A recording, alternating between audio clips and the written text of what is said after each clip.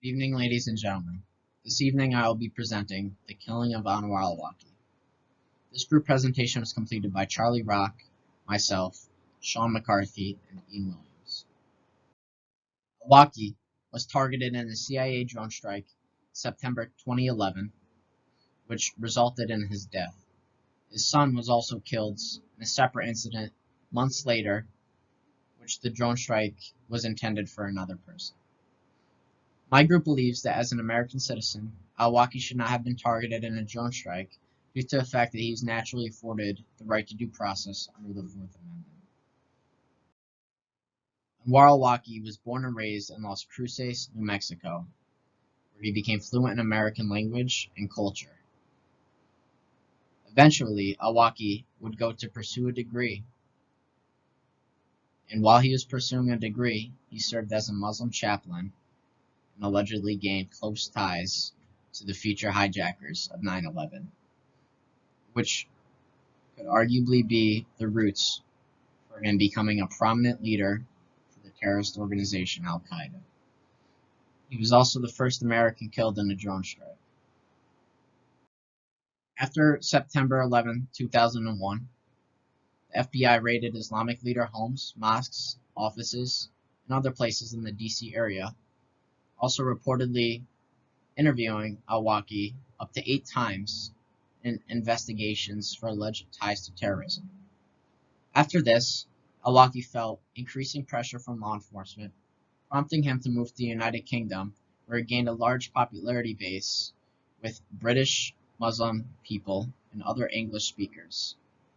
Al-Awlaki, after gaining a large popularity base, moved to Yemen, where his parents were born, and in 2006 was arrested for charges that were not specified at the time. Al-Awlaki believes that the United States government pressured the Yemen government to arrest him. After this, al-Awlaki became extremely frustrated and started professing online hatred and radical Islamic ideas, and stating that he believes that it is a religious duty for all Muslims to conduct violence against the United States and Western civilization.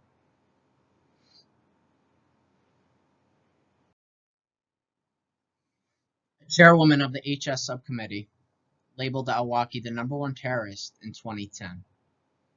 Al-Awlaki also declared war against the United States. Within this, we can analyze the drone strike to see if it was justifiable. Reviewing just war theory in the CIA Covert Action Review Group, they expressed 3 questions to determine ethics in killing. Is it entirely consistent with our laws? Is it consistent with American values as we understand them? Will it make sense to the American people? Although it might make sense to American people, and it might be consistent with the American values as we understand them, due to the fact that terrorists are not accepted in Western civilization, and especially in the United States. Was it entirely consistent with our laws?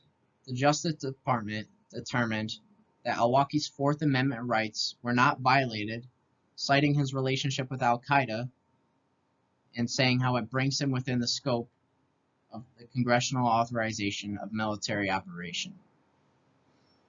The question that I ask, and my group asks, is that, is it ethical and is it safe for the Justice Department to determine whether or not and when the Fourth Amendment rights of American citizens apply and when they don't?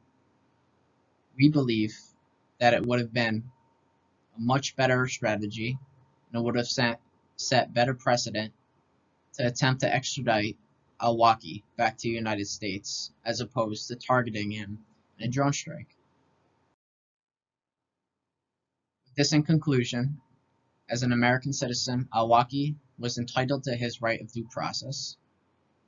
Although he was a threat to the United States and Western civilization, and he should have been either captured or neutralized promptly, we ask whether or not the precedent set on a targeted drone strike of an American citizen, the determination that the Justice Department made stripping his Fourth Amendment rights.